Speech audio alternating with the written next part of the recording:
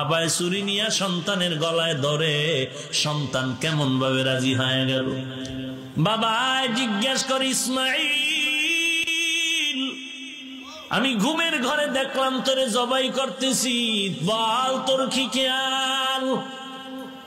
সন্তান ইসমাইল একটা সেকেন্ড দেরি করে না, চিন্তা করে নাই, সাথে সাথে বাবার সামনে জবাব দিয়া দিলেন, ইয়া আবাতি ইফআল মা তুমার সাতাজিদুনি ইনশাআল্লাহ ইনশাআল্লাহু মিনাস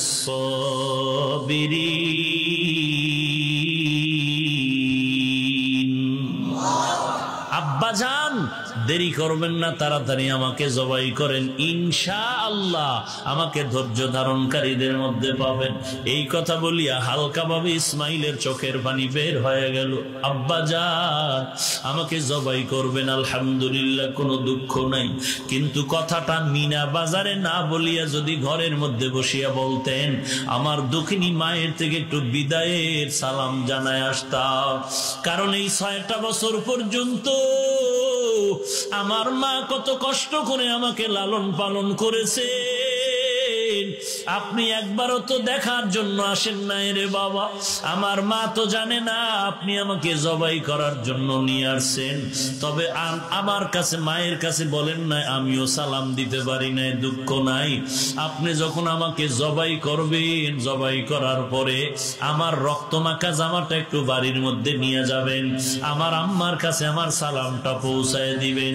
আমার আম্মা যদি ইসমাইলের না পায়, মা সন্তান হারার বেদনায় কান্না করবে, আমার আম্মাকে ধমক দিবেন না, মাথা ঠান্ডা করে আম্মাকে বুঝাবেন, হাসরের ময়দানে সন্তানের সাথে মোলাকাত হয়ে যাবে।